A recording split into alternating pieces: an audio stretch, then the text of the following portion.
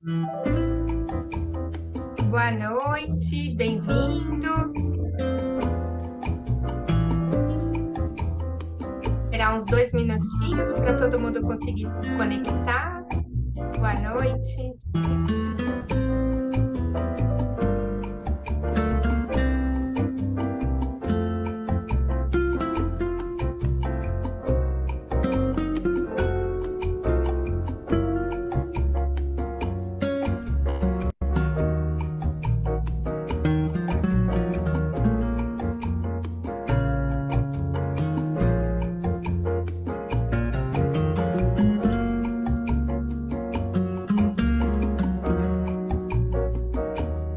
Boa noite, bem-vindos.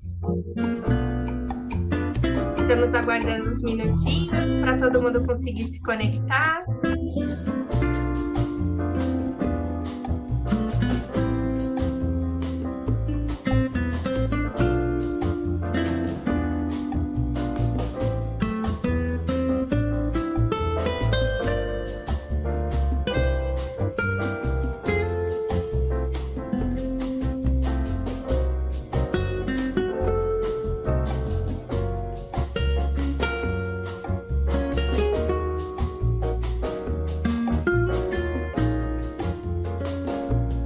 Boa noite a todos.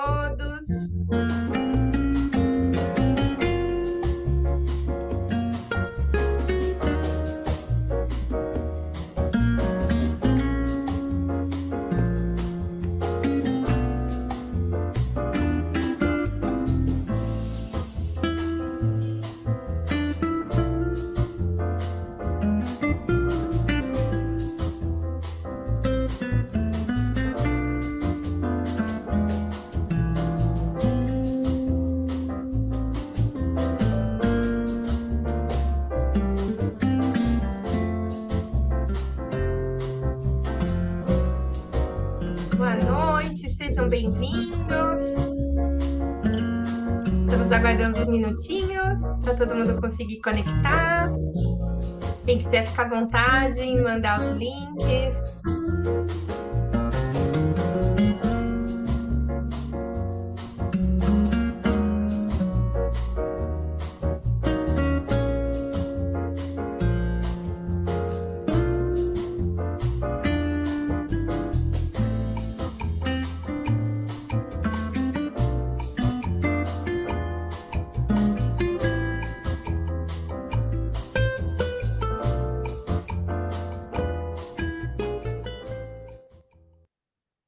Boa noite a todos, muito bem-vindos. Vamos iniciar, então, a capacitação na trilha de metodologia de planejamento estratégico da Associação Voluntários da Saúde. E hoje a gente vai dar andamento no módulo 3, e a gente tem 3 ilustres palestrantes hoje. Eu vou apresentá-los. Então, hoje o tema, a gente vai falar de gestão assistencial, gestão de qualidade, segurança e operações hospitalares. E quando a gente olha esses 3 temas, eles são pilares fundamentais para o planejamento estratégico de saúde, pois afeta diretamente a qualidade do atendimento, a eficiência operacional, a satisfação do paciente e a conformidade regulatória, impactando positivamente os resultados clínicos e financeiros das instituições. Então, primeiramente, eu dou boas-vindas aos palestrantes, o Marcelo Rivas, a Juliana Barcelos e a Etel Torelli. O Marcelo Rivas é líder do GT de Operações Hospitalares, ele é Master Black Belt com ampla formação em Lean Six Sigma, tem MBA em Gestão Empresarial, Engenharia da Qualidade, Engenharia Econômica, é professor de Lean Manufacturing e Gestão de Projetos no Senai, instrutor de BELTS e gestor na Anhanguera Educacional, além de consultor na metodologia Lean. A Juliana Barcelos, que está aqui conosco, ela é líder do GT de Gestão Assistencial, ela é coordenadora assistencial do CDI, pós-graduada em Terapia Intensiva e Emergência e possui MBA em Gestão de Serviços de Saúde e Gestão Financeira Empresarial. E temos também a Etel Torelli, líder do GT de Qualidade e Segurança. Ela é enfermeira com mestrado em epidemiologia, especialização em administração hospitalar e especialização internacional em gestão em qualidade e segurança do paciente. É também especialista em melhoria pelo IHI, tem formação como gestor de segurança do paciente pelo Hospital Johns Hopkins e experiência em implementação de processos de acreditação, ONA e internacionais. Desejo boas-vindas aos palestrantes, a todos que estão aqui conosco. Então, eu vou dar a palavra ao Marcelo Rivas. Deixa eu compartilhar o material, Marcelo, para você explanar aí o seu conteúdo. Boa noite, pessoal. Inicialmente, eu gostaria de agradecer a oportunidade, em nome do Grupo Técnico de Operações, para fazer essa apresentação aqui da metodologia de planejamento estratégico aplicada aos projetos da AVS. Esse é o módulo 3 de operações hospitalares e nós somos formados pelas lideranças de Francine Barros e Walter Pérez também adicionalmente. Por favor, pode passar?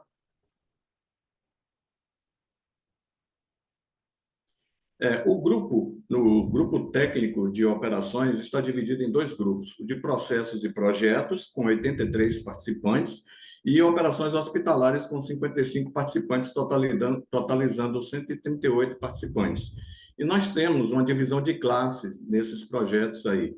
Ou seja, o grupo técnico ele tem uma classe 1 voltada exclusivamente para processos hospitalares, onde as expertises são conhecidas aí para gestão de processos, projetos, gestão ágil, metodologia Lean, indicadores, lideranças, né? Tudo que diz respeito a fluxo e processo, envolvendo qualidade também, acreditação, algumas pessoas têm expertise também nessa área, faz parte da classe 1. A classe 2 diz respeito à questão estrutural, a questão da infraestrutura do hospital, onde tem a parte da arquitetura hospitalar, a gestão de obras, né, e o patrimônio.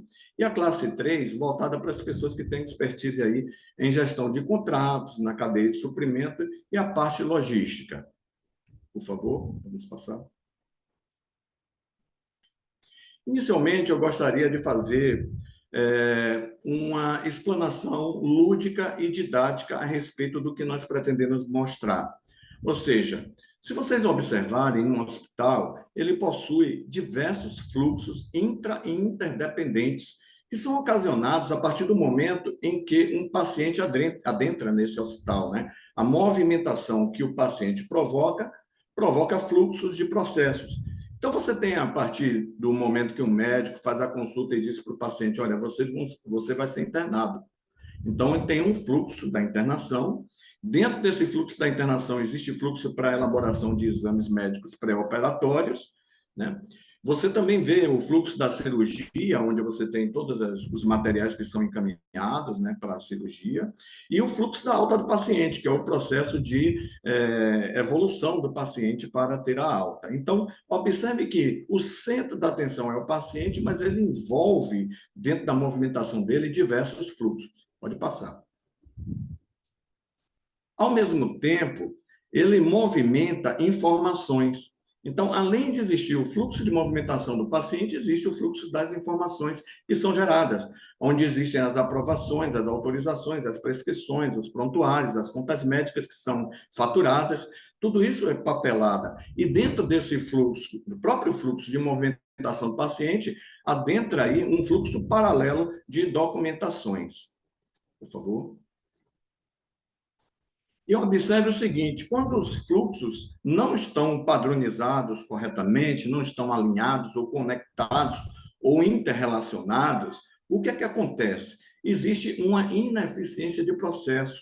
E isso impacta diretamente em outras áreas, em outros indicadores do hospital. Mesmo que você tenha uma operação cujo fluxo esteja sendo interrompido, esteja sendo atrapalhado ou gerando retrabalho, isso pode impactar em uma acreditação, isso pode impactar na gestão da qualidade e assistência do paciente, isso pode impactar diretamente na área financeira da instituição. De uma certa forma, nós temos envolvimentos de outras áreas em função de um fluxo que não está corretamente conectado em uma determinada área. Por favor.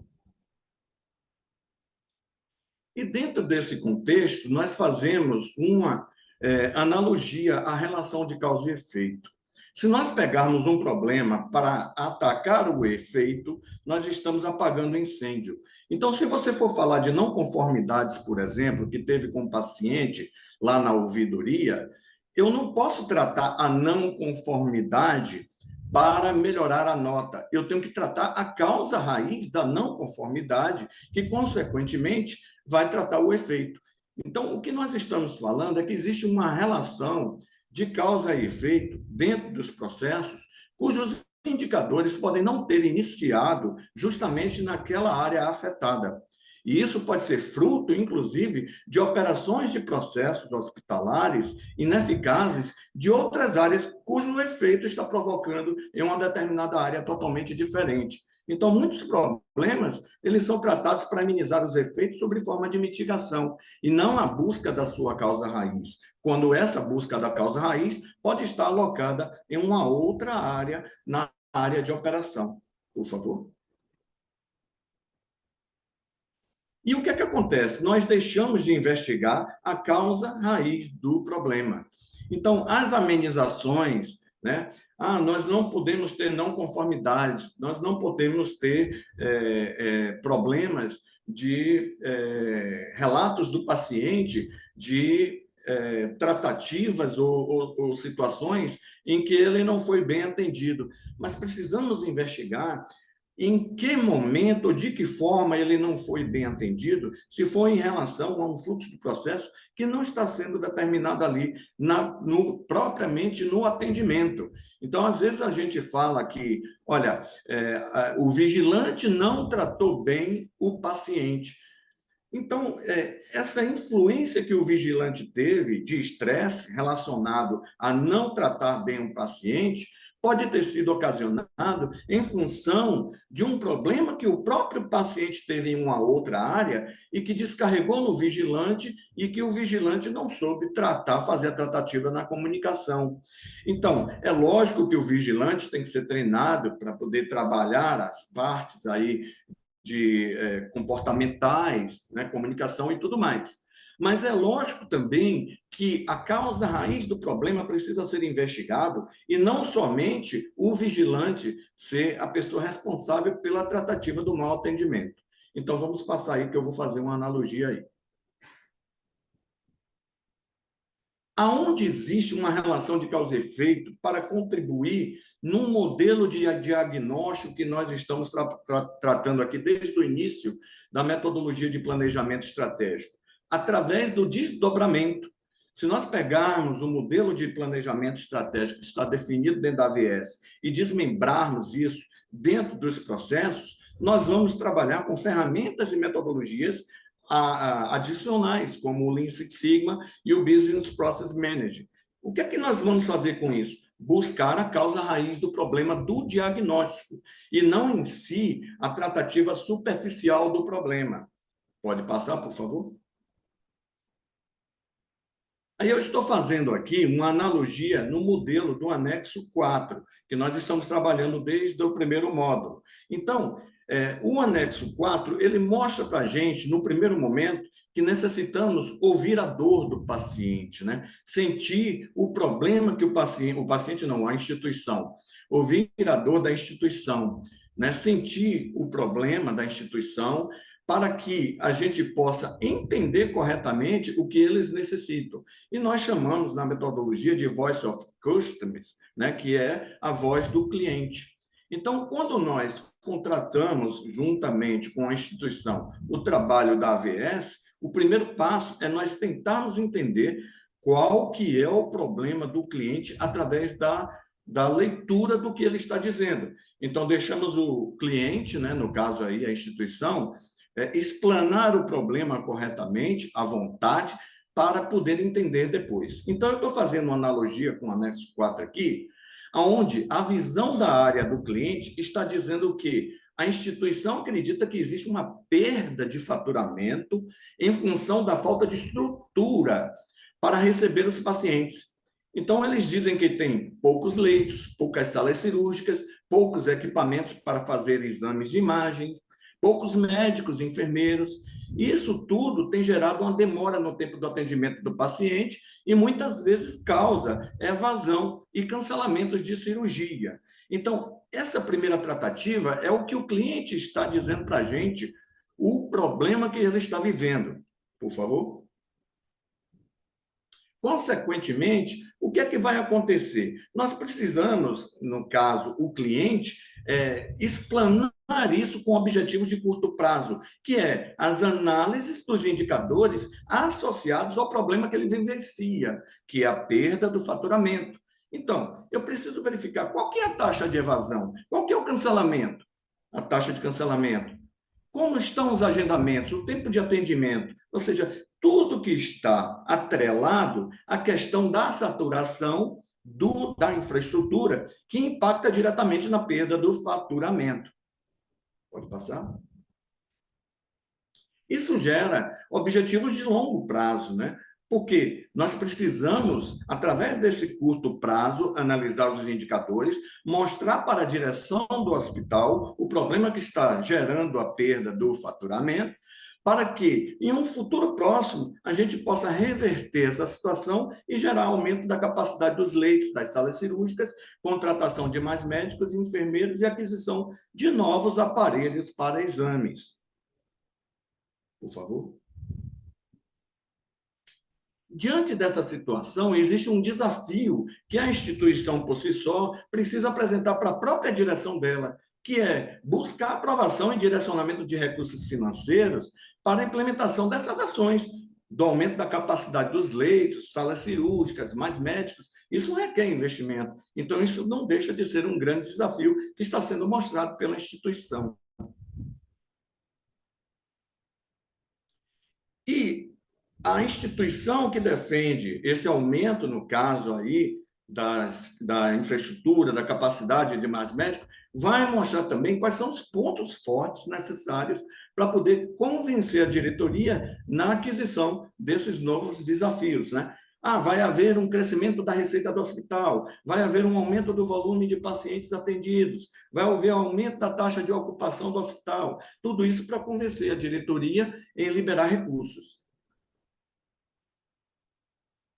E como ponto fraco, obviamente, vai existir uma necessidade de contratação de empréstimos bancários, porque no momento que você vai investir recursos na contratação de mais médicos, novos aparelhos, mais infraestrutura, você não tem esse dinheiro em caixa. Então, você vai contrair um empréstimo bancário e aumentar a imobilização do seu fluxo de caixa, que está sendo gerado no dia a dia. Isso é comprometedor, não deixa de ser um ponto fraco. Tudo isso está sendo dito pelas pessoas do hospital que estão defendendo esse ponto de vista. Aí, quais são as oportunidades de melhorias que a gente pode encontrar? A redução do tempo de atendimento do paciente, a realização de mais consultas, mais cirurgias e, consequentemente, mais exames médicos, né? Seriam pontos de oportunidade de melhoria. Porém, existem os principais projetos em andamento que, nesse exato momento, a instituição pode acionar a AVS para, por exemplo, solicitar um apoio de um projeto financeiro. Olha, nós queremos ampliar a capacidade de leitos, nós queremos aumentar a quantidade de aparelhos para executar os exames médicos, contratação de médicos e enfermeiros, e a gente precisa de um estudo técnico, né, e econômico para verificar a questão dos investimentos, qual que é o retorno financeiro disso, o payback e tudo mais, e aí chega para o grupo financeiro da AVS e pede esse estudo de avaliação de investimento. Isso está marcado em vermelho e eu vou explicar depois por quê. Bom, existe um risco da não aderência aos propósitos, né? É a incapacidade de sanar os compromissos financeiros ao adquirir um empréstimo. Porque nós não sabemos quanto financeiramente vamos estar dispostos a poder quitar as parcelas desse empréstimo, atrelado aos custos diários que nós estamos tendo no hospital. Então, eu tenho que ter um delta aí de classificação de aumento do faturamento, que esse é o principal problema, no momento em que eu implementar essas novas ações. Então, qual que é o risco disso através do problema? É que, mesmo que você possa aumentar a infraestrutura, os recursos humanos, os aparelhos e tudo mais, você ainda não consiga reter o paciente e continue tendo problemas de evasão, cancelamentos de cirurgia e outros problemas mais. Ou seja, você vai ter aí nessa situação dois problemas, porque você teve o problema inicial através da declaração do problema pelo cliente e adquiriu um segundo problema que foi contrair recursos financeiros para poder sanar o primeiro problema e não conseguiu sanar o primeiro problema. Aí o que acontece? Nesse momento, eu acredito que a AVS deve entrar para poder analisar corretamente o diagnóstico do problema. Então, algumas perguntas cruciais devem ser feitas para a declaração do problema, que é a perda do faturamento em função do entendimento deles de uma solução preconcebida, que seria aumentar a infraestrutura e os recursos. Então, nós iniciaríamos perguntando ao próprio cliente quantos leitos de internação o hospital possui, qual a taxa de ocupação desses leitos de internação. E aí a gente pega, através dos indicadores e dos dados, uma amostra mensal dos últimos 6 meses dos dados para poder fazer uma análise estatística baseada em ferramentas que vão nos dar aí uma predição de resultados. Qual o tempo de permanência do paciente internado? Então, muitos hospitais atribuem uma taxa de ocupação alta dos leitos como um fator positivo. E, na verdade, se você tem um tempo de permanência do paciente internado no hospital alto, isso é prejudicial. Nós chamamos aqueles pacientes residentes, por exemplo, né? Aqueles pacientes que estão no final, né, de uma situação de vida e que deveria ser deshospitalizado por um home care, por exemplo, né? Um processo de deshospitalização. E o hospital não trabalha a deshospitalização do paciente, o que acontece? O paciente ele fica internado e a taxa de ocupação vai ser atrelada a esse fator. Então, nem sempre a taxa de ocupação é um fator positivo, dependendo dos outros indicadores para que isso se torne uma situação agradável. Outra pergunta, qual o giro do leito do hospital? Pegamos também informações mensais dos últimos 6 meses para fazer uma amostra estatística para fazer os estudos de predição. Então, o giro do leito ele é importantíssimo para a gente saber se está existindo sobreposição ou substituição de pacientes. No caso da taxa de permanência, do tempo de permanência e da taxa de ocupação, ela vai estar atrelada diretamente ao giro. Porque se eu tenho um alto giro e taxa de ocupação alta, isso é bom, porque pacientes começam a se deshospitalizar facilmente. Então, olha só, nós estamos falando de processos aqui. O que precisa melhorar nos processos para que eu melhore o giro do leito, aumentando ele, né? Em que mantenha uma taxa de ocupação alta e um tempo de permanência do paciente relativamente baixo. Isso vai impactar onde? Nos recursos financeiros do hospital. Por favor. Qual o intervalo de substituição do leito do hospital, né? Que também está atrelado à questão do giro. Né? A gente fala aí do intervalo de substituição do leito, além dos leitos bloqueados, que é o próximo item que a gente vai falar. Então, o que acontece? O paciente tem alta hospitalar, né, alta médica e hospitalar, sai, libera o leito para higienização e aforração, e o que vai acontecer? Aquele leito fica parado, deitado em berços esplêndidos, até alguém observar que aquele leito está desocupado e que possa ser trabalhado para a reocupação de um novo paciente. Então, o tempo de bloqueio do leito é um outro fator. Por quê? Porque se eu bloqueio o leito por muito tempo, eu tenho um quantitativo de leito a menor em relação a essa situação. Por favor. E observe essas setinhas, né? Volta só aí. Essas setinhas mostram o que eu acabei de falar. Quando eu tenho uma taxa de ocupação alta, com giro do leito alto e com um tempo de permanência relativamente baixo do paciente, com um intervalo de substituição do leito relativamente baixa, e o tempo de bloqueio do apartamento também baixo, isso é salutar para o processo do hospital em si. Pode passar. A outra pergunta, qual o tempo de setup das cirurgias da baixa, média e alta complexidade? Né? Fazer um levantamento ainda de uma amostra dos últimos 6 meses. Ou seja, cirurgias que podem ter entre uma cirurgia e outra, a sala cirúrgica ficar disponível para poder você trabalhar a arrumação, a higienização, o instrumental, né, do novo paciente que vai entrar, é preciso liberar. Então, existem muitos hospitais, por exemplo, que bipam o invólucro do uso do medicamento do paciente na própria sala cirúrgica. E isso faz com que paralise mais a sala cirúrgica e você também não gere um giro de cirurgias. Qual a quantidade de cirurgias canceladas por especialidades e motivos? Também uma amostra, para observar os motivos que geraram aquele cancelamento de cirurgia. Então, tem pacientes, por exemplo, que são pré-cirúrgicos, que estão ali no tratamento pré-cirúrgico, que você vai, ele já entrou no mapa cirúrgico, né, do dia seguinte, e você não tem sangue para o paciente.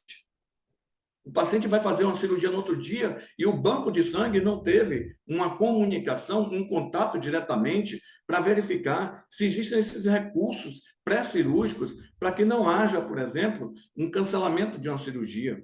Um paciente que deveria estar em jejum, então foi informado ou não foi informado, muitas vezes não é informado que o paciente está em jejum e ele come antes da cirurgia. Então, tudo isso são fatores, pequenos problemas, situações que são geradas que afetam grandes resultados negativamente. Por favor.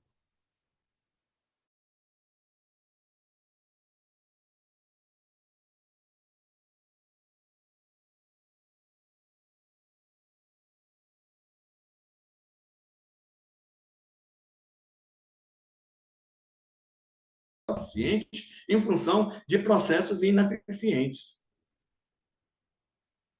E aí nós temos aí as setinhas novamente. Então, nós temos aí as setinhas que, reduzindo o tempo de setup da cirurgia, né, e a quantidade de cirurgias canceladas e tendo leitos de cirurgia do hospital com ocupação maior, com giro maior, era salutar para o processo.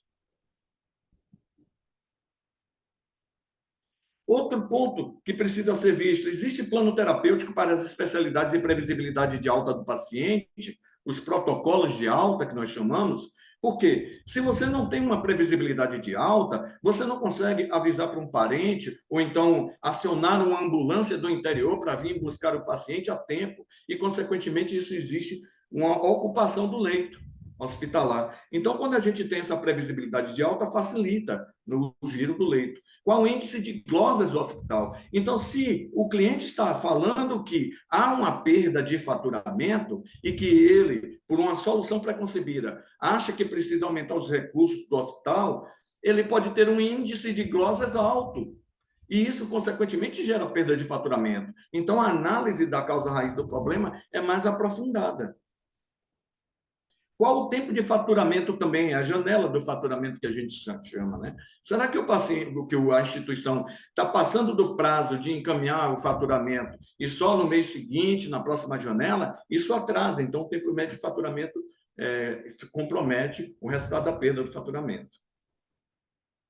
Qual o percentual de faturamento SUS? Será que eu estou atingindo o ápice, né? A gente está com 90%, 95%, 99% SUS. Então, assim, é preciso analisar o balizador. Os recursos que estão sendo pagos, né, os recursos públicos que estão sendo ressarcidos pelo hospital, estão comprometidos em função da sua taxa de ocupação do SUS, ou você está tendo um gasto maior em função da taxa de ocupação do SUS do que o repasse feito pelo governo. Enfim, feito essas perguntas e junto com o diagnóstico dos dados apresentados e a estatística trabalhada, podemos chegar a uma conclusão que a causa raiz do problema pode não ser exatamente a falta de recursos, o aumento de necessidade de capacidade de leitos e tudo mais.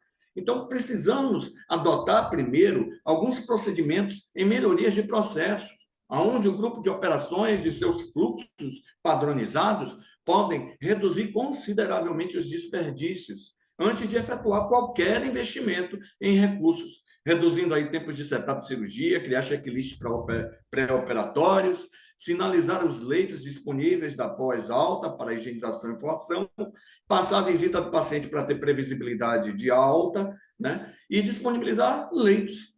Monitorar também o tempo de bloqueio dos leitos e definir metas para os tempos de atendimento. Esse é o primeiro passo. E não buscar investimentos ou fazer análise de viabilidade econômica para aquisição ou ampliação de recursos. Bom, com isso, adotando as ações em melhoria de processos, é óbvio que haverá uma evolução da receita, mantendo-se os mesmos recursos com melhores índices de produtividade. É você fazer mais com aqueles mesmos recursos que você possui. Qualquer necessidade de investimento de recursos a mais, você vai obter desses próprios ganhos que você economizou. Então, você não está pegando a receita do paciente diário. A receita do paciente diário está gerando seu fluxo de caixa. Porém, a economia que você está tendo com a eliminação dos desperdícios vai fazer com que você tenha uma gordura financeira para retroalimentar os seus investimentos. E aí sim, você vai, com o teu fluxo do processo enxuto, você vai observar que existe uma saturação de recursos. Porque saturação de recursos não é a mesma coisa de desperdícios. Então, primeiro precisamos eliminar os desperdícios e, uma vez os fluxos dos processos padronizados corretamente, seguindo o seu passo a passo, sem desperdício, você ainda tem problemas de saturação, né, atrasos e tudo mais, aí você precisa observar os recursos que você dispõe ou que precisa adquirir.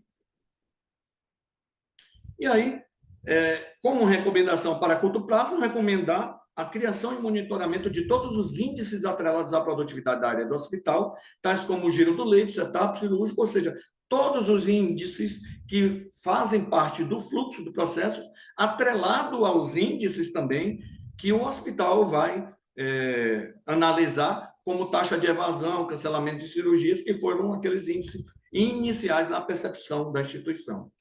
Os resultados financeiros das melhorias obtidas poderão ser revertidos em algum investimento extra recurso, né, que porventura seja necessário. Pode passar? Tá mudo. Bom, pessoal, pode passar, essa tela já falamos.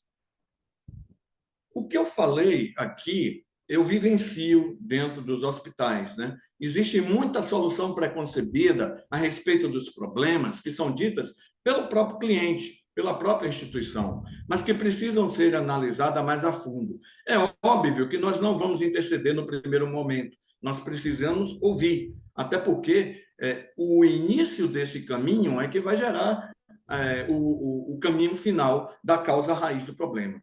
E nessa situação, o grupo técnico de operações hospitalares, né, que nós temos, está ao dispor de qualquer outro grupo técnico que tenha aqui, os 12 restantes grupos técnicos, que possam estar sinalizando problemas, vivenciando com a instituição problemas que não são causa raiz, não são geradoras, né, não são a sementinha do problema. É o finalmente, né, é sintomático, ou seja, o efeito que está provocando naquela área está sendo sinalizado, mas a sua causa raiz pode estar em detrimento do fluxo ineficiente de um processo em que o GT de operações poderá, obviamente, contribuir aí com a sua parcela de contribuição, tá bom?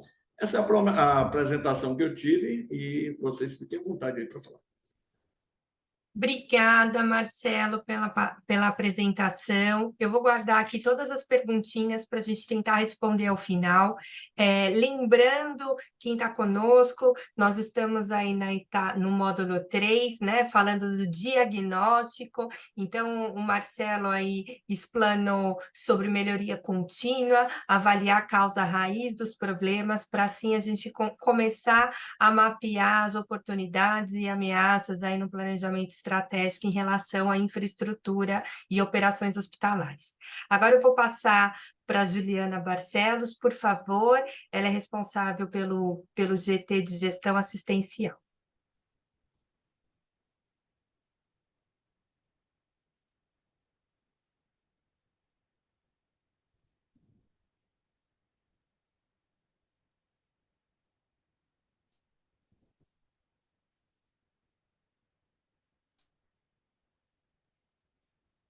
Está em tela Boa noite, cheia, Juju. pessoal. Tá, beleza. Obrigada, Ju. Boa noite, pessoal. Então, acho que o Marcelo já deu grandes exemplos aí de como, na prática, a gente consegue aplicar nossas ferramentas. Eu vim, então, representando o GT Assistencial. Nossas lideranças são a Nazaré e a Débora. Nosso grupo de gestão assistencial hoje, então, ele compõe aproximadamente 85 profissionais. Grandes profissionais, eu diria, inclusive. Vou trazer para vocês a abordagem do que a gente mais ou menos sentiu já em alguns projetos que a gente trabalhou desde o início da AVS. Não vou adentrar mais especificamente, porque eu acho que o Marcelo já conseguiu trazer bastante o que vocês precisam entender em cada ponto do nosso formulário, que é o nosso anexo 4. Esse momento aqui é, então, aquele momento em que o GT assistencial é acionado para entrar num projeto. E quais são os nossos primeiros passos, nossas primeiras condutas, então, quando somos acionados para entrar no projeto? Inicialmente, o GT assistencial, então, nossas lideranças sempre questionam quem teria interesse, falam qual é o projeto, e nós sempre entramos, então, em dupla, que é uma regra, não, mas eu digo uma facilidade dos nossos grupos, que a gente sempre acaba entrando não só um, mas acaba entrando mais de um dentro do projeto, com o foco de não sobrecarregar quem está dentro e também de compartilhar informações. Acho que acaba se tornando mais leve quando a gente divide isso e também tem um ponto de vista diferente. Então, acho que uma das coisas principais é essa formação da dupla de trabalho assistencial. Lembrando que quando eu falo de assistência, eu não estou me referindo apenas à enfermagem, porque temos assistência prestada por diversos profissionais, mas é importante que, ao adentrar esse projeto, haja uma dedicação do voluntário que está entrando. Então, a gente reforça muito isso, e a gente sempre fala também quando alguém entra, não está conseguindo se dedicar, é importante sinalizar, a gente faz uma substituição, afinal de contas o nosso grupo é grande, é bastante gente querendo participar, então a gente consegue fazer esses ajustes, e antes de dar o pontapé inicial, é importante que o voluntário tenha noção do quanto ele vai conseguir se dedicar ou não. Alinhamento com a instituição sobre as referências do local. Quando somos procurados pelas instituições para iniciar um projeto, cada GT solicita quem é a referência daquela especialidade, daquele fluxo de trabalho, quem são as referências. Então, a gente sempre recebe nomes, então, olha, referente à assistência vai ser a Juliana, vai ser a Maria, vai ser o João, e a gente passa a fazer contato direto com essas pessoas. Para criar um vínculo, para criar uma linha, para criar uma troca mais interessante, para que não seja assim, hoje eu cheguei com uma demanda do GT assistencial, a gente joga num grupo e espera o retorno. Não, é um jeito da gente criar um vínculo com os integrantes da instituição, para a gente poder fazer um trabalho melhor. E a gente sempre reforça uma coisa, que é o alinhamento com o time que foi montado para o projeto. Então, o quê? Não vai se montar um time para trabalhar dentro desse projeto e cada um vai trabalhar sozinho. Não. O GT de operações vai estar junto com a qualidade, vai estar junto com a assistência, vai estar todo mundo, em algum momento, fazendo o alinhamento das informações que forem adquiridas no diagnóstico inicial. Então, aqui é a ferramenta que o Marcelo já trouxe, ele trouxe bem mais detalhado, citando exemplos ali, que ficou bem bacana para a gente.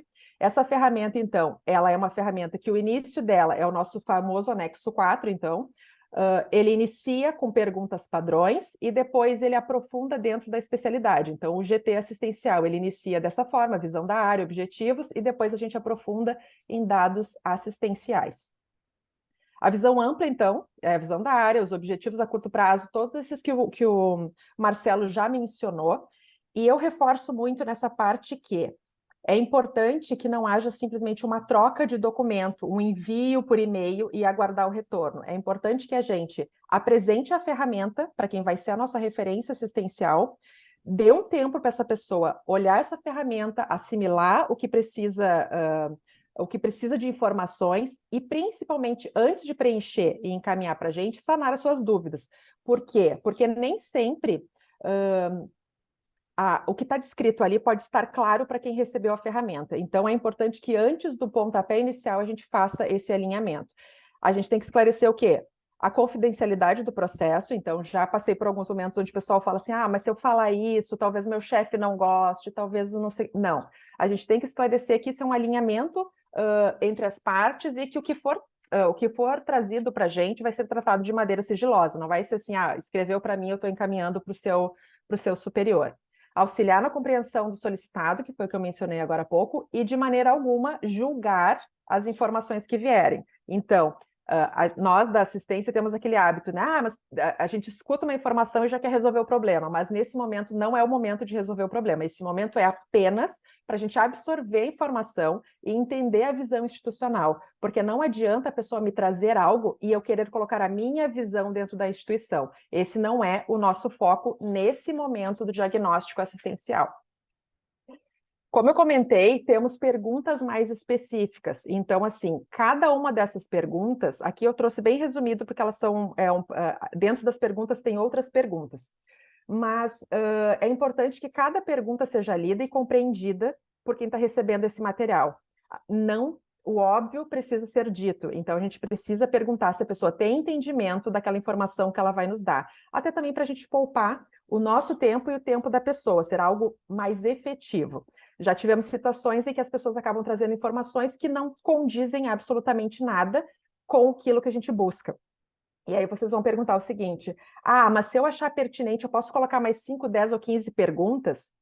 Nesse momento inicial, onde a gente está compilando todos os GTs estão compilando as informações, o ideal é que a gente, na nossa largada, a gente largue com esse padrão que já foi alinhado dentro do GT assistencial, esse documento, a gente largue com isso e depois, entre o grupo de trabalho, a gente discuta tudo o que veio de todos os GTs. Por que eu falo isso? Porque, às vezes, um GT, por acaso, já tem aquela informação que a gente queria agregar nesse documento para mandar de novo para a instituição responder. Então, volto ao que eu disse lá no início, é importante que os GTs que estão dentro do projeto na instituição estejam devidamente alinhados e troquem essas informações, porque às vezes uma informação que não veio para mim pela assistência pode vir para mim por alguém da operação, pode vir para mim por outro meio, e a gente acaba facilitando isso, e até mesmo para a gente conseguir dar andamento ao processo. Então, reforço, escutativa, não podemos fazer só a troca de material, temos que esclarecer as dúvidas,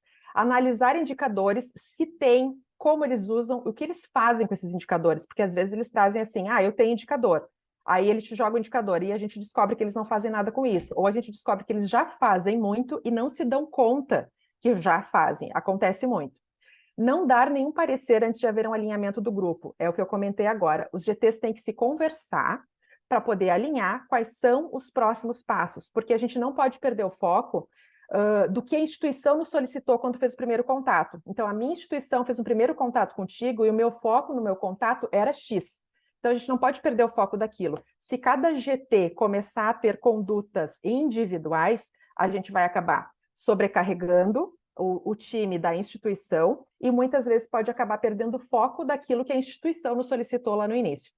Então, a gente não dá parecer nesse momento de diagnóstico, a gente apenas pega as informações e depois a gente analisa as informações no bastidor para depois, junto, enquanto GT, todos, né, dar esse retorno para a instituição. Nós não damos o parecer individual no momento que já vem a informação, até porque precisamos ser imparciais e precisamos dividir isso enquanto grupo. Não incrementar ferramentas em paralelo ao grupo. Então, assim, eu tenho uma ferramenta aqui que é muito bacana, eu acho que vai ser bem aplicável nesse projeto. Discutam enquanto grupo. Volto a dizer, para não sobrecarregar o time da instituição e para não perdermos o alinhamento inicial que foi feito e o que a gente se comprometeu a trazer para essa instituição. No diagnóstico, a gente tem que ser claro, tem que ser objetivo, e claro e objetivo, eu digo assim, eu estou te dando um parecer, vocês conseguiram entender o que eu estou te trazendo? Porque às vezes a gente vai dar um parecer e talvez não fique claro para eles o que a gente está vendo de melhorias que podem vir na instituição. Lembrando que a gente não toma conduta por eles. A gente da assistência tem aquela vontade de fazer isso, né? Mas não, a gente não toma conduta, a gente não determina nada. Nós fazemos análise do que está sendo solicitado e fazemos sugestões. Vai depender da instituição, da capacidade da instituição, do que a instituição tem naquele momento em suas mãos que ela consegue executar daquele projeto que a gente está sugerindo. Não iniciar atividades paralelas. Então, assim, não, eu vou tocar rápido aqui a função do meu GT assistencial e daqui a pouco o Marcelo está lá na operação. E tem instituições que são pequenas. Então, às vezes, a Juliana Barcelos, ela faz a operação com o Marcelo, ela faz a qualidade com a Ethel e ela faz a assistência com a Juliana. E aí eu peguei um de cada lado, veio e todo mundo trouxe demanda para a Juliana e a Juliana não conseguiu entregar nenhuma demanda com qualidade ou entregou de qualquer jeito.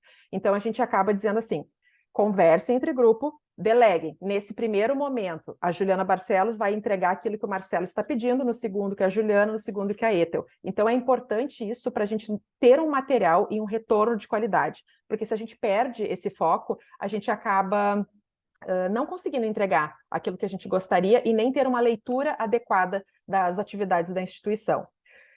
E reforço novamente que não podemos perder o foco inicial da instituição. Surgem muitas dúvidas no processo. Aqui eu tentei ser bem clara e objetiva naquele pontapé inicial que a ferramenta vai nos dar para a gente seguir e para a gente conseguir abordar, mas é importante que no decorrer do projeto, as dúvidas que forem surgindo, a gente traga para discussão, a gente divida as dúvidas que vierem, porque isso vai ser a nossa estrutura, o nosso alicerce para dar uma continuidade ao trabalho. Então, associando aquilo que o Marcelo já trouxe, detalhamentos, exemplos de como usar a ferramenta, aqui eu digo assim, a ferramenta está na mão. O que a gente consegue fazer com essa ferramenta a nível assistencial e como a gente pode conduzir daqui para frente? É um retorno bem objetivo, mas é assim, só para eu não chegar lá enquanto assistencial e eu não sei o que eu faço. Então, a gente fornece uma ferramenta que já foi padronizada, a gente trabalha em cima da ferramenta, mas reforço, entre o grupo de trabalho tem que haver uma comunicação para que a gente não disperse e não perca o foco inicial da instituição. Eu fiz uma apresentação super breve, super objetiva, acho que foi bem para complementar o Marcelo nessa apresentação, mas as dúvidas vão surgir no decorrer, estaremos todos para nos apoiar, mas é assim, é isso que eu quero que vocês guardem. O pontapé inicial da assistência, a gente dá esses primeiros passos e aí a gente vai se comunicando. Então, fui bem objetiva, bem direta, mas eu acho que é isso que a assistência precisa saber nesse primeiro start. O restante, a gente vai conversando enquanto grupo e a gente vai ajudando. Só no GT assistencial aí são 80 e poucas pessoas dispostas a ajudar. E o comprometimento é bem importante também do voluntário que se joga no projeto ali, porque o voluntário nada mais é do que o rosto da AVS, né? Então, se o voluntário não se dedica, e dependendo de como ele entrega, somos todos nós num time só.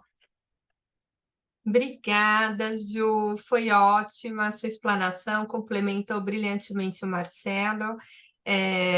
Pessoal, coloquem as perguntinhas no chat. Vou passar agora a vez para a Ethel, que vai falar que é líder, né, do GT de Qualidade e Segurança, e ela vai falar um pouquinho aí do diagnóstico e do mapeamento. É com você, querida.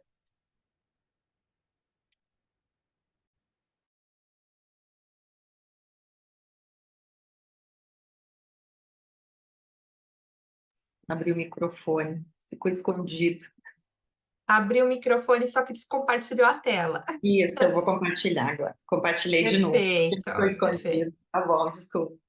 Boa noite, então. Eu queria agradecer aqui a oportunidade do GT de Estratégia e Governança. A gente está falando sobre, então, o diagnóstico, né, realizado no planejamento estratégico. Então, falar também que o nosso grupo, o GT de Qualidade e Segurança, para quem não é ainda do Voluntários da Saúde, ele tem em torno de 90 participantes, e nós temos um grande número de projetos, né, vinculados a esse GT, e quase todos os nossos participantes estão participando ou participaram de algum projeto específico, né, e têm oportunidade de fazer capacitações e dar aulas e preparar as organizações, então, para qualidade, segurança e processos de acreditação que mais nos solicita.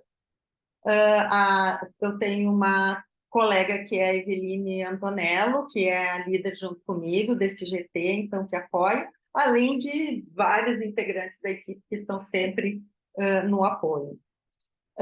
Então, o nosso GT, desde o início, quando a gente começou a conversar e organizar, a gente tinha essa ideia de que a gente precisava estimular, porque a gente sabe que poucas organizações hoje estão organizadas ainda, organizações de saúde organizadas com os processos de qualidade e segurança.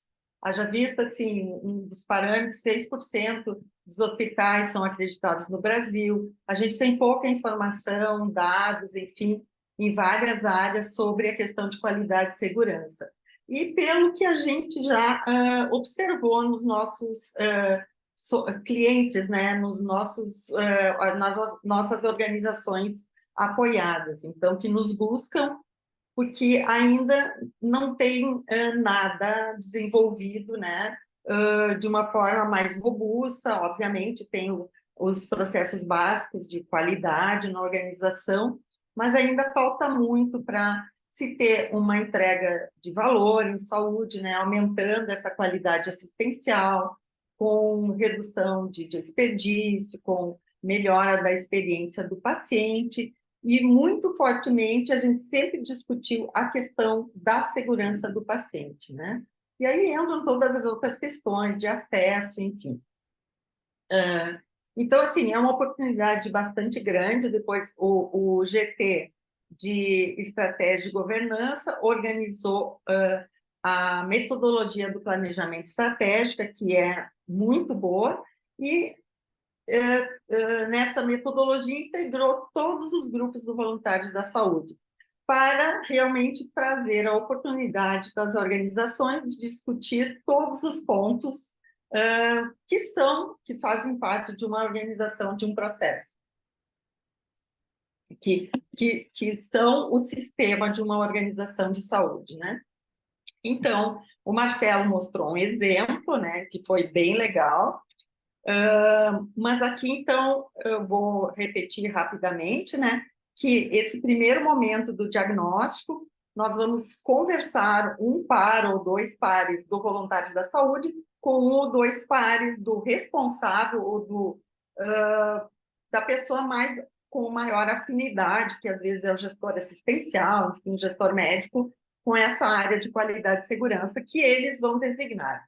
E aí a gente busca, nesse diagnóstico, né, qual é a visão da área sobre a qualidade e segurança, quais são os objetivos de curto prazo, se eles têm alguma ideia sobre isso, quais seriam, então, os objetivos também de longo prazo, após uma análise melhor, né, que podem ser, às vezes, os objetivos de curto prazo, o que podemos fazer, o que é mais urgente, né, se há esse interesse, qual os nossos recursos atuais, e os de longo prazo também, que podem ser melhor analisados através de indicadores, enfim, buscar fatos e dados da organização, vendo o entendimento dela sobre esse processo de qualidade e segurança.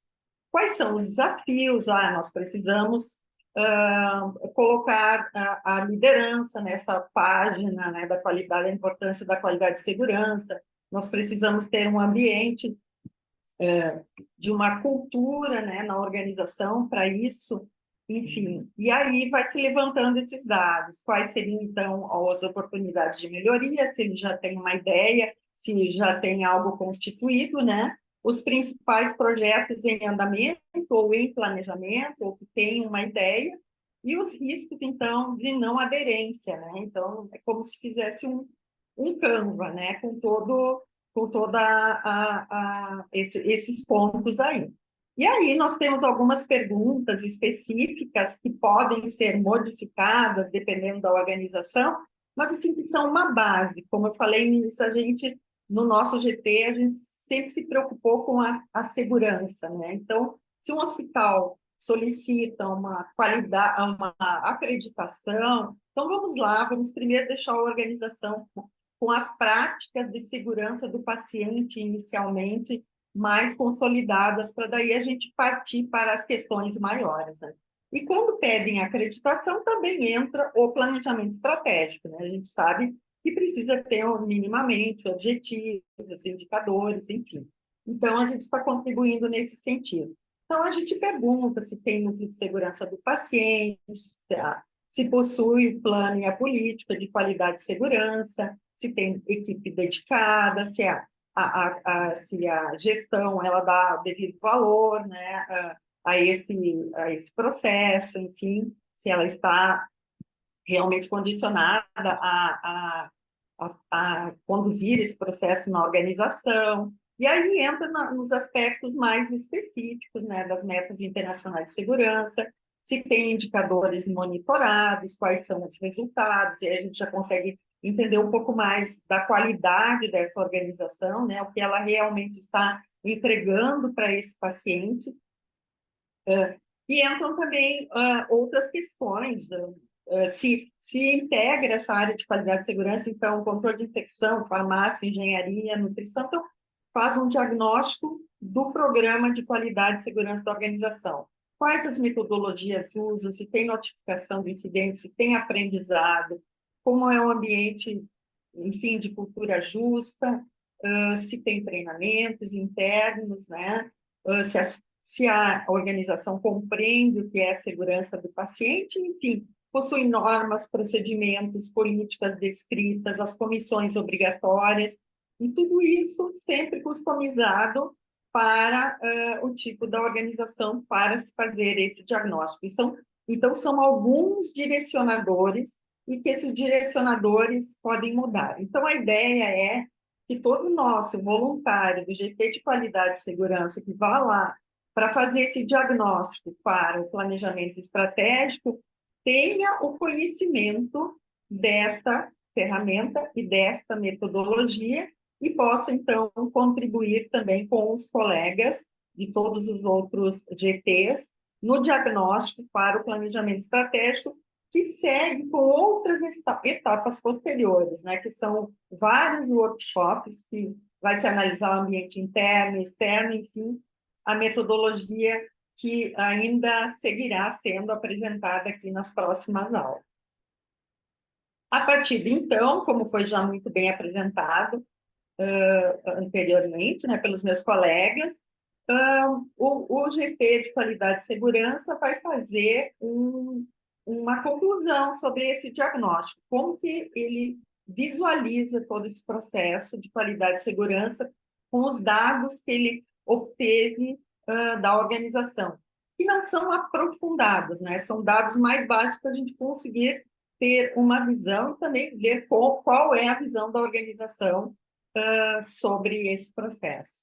Então, se faz uma conclusão do diagnóstico, né? Se coloca dados e argumentos que sustentem essa conclusão do diagnóstico, né? E nada melhor que cada área específica, né? Assim como foi apresentado pelo Marcelo anteriormente, que mostrou como exemplo, que fica muito bom, né?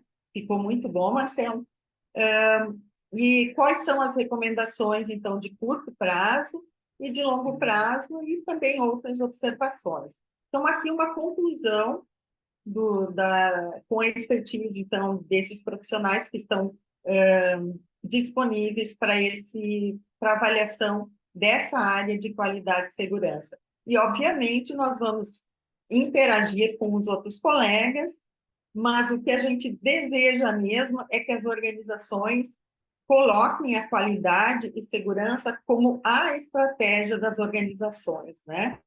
Tudo é importante, mas o financeiro, ele se vai se nós não tivermos um processo de qualidade e segurança. Nós vamos estar perdendo recursos com infecções, recursos com tempo de permanência aumentado, enfim, com internação prolongada, né? E assim, outras questões.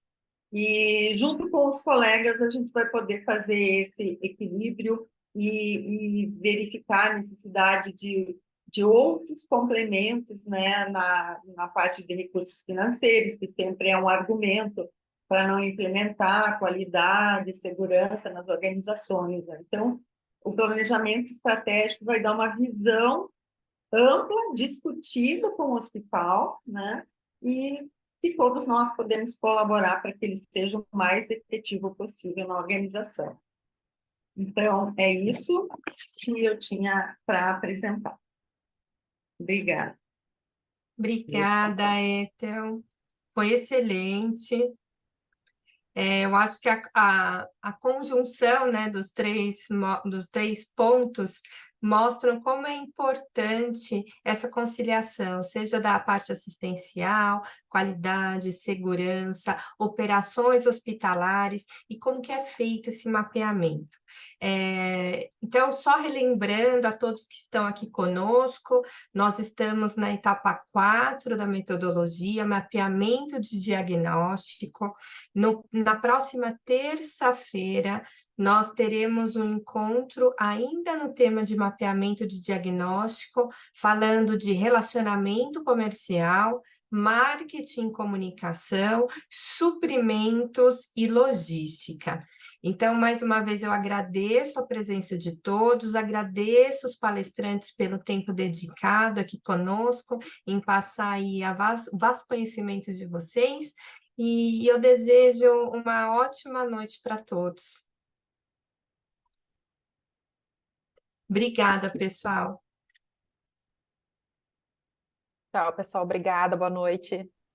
Obrigada, boa Boa noite. noite, pessoal. Tchau, tchau. Obrigada.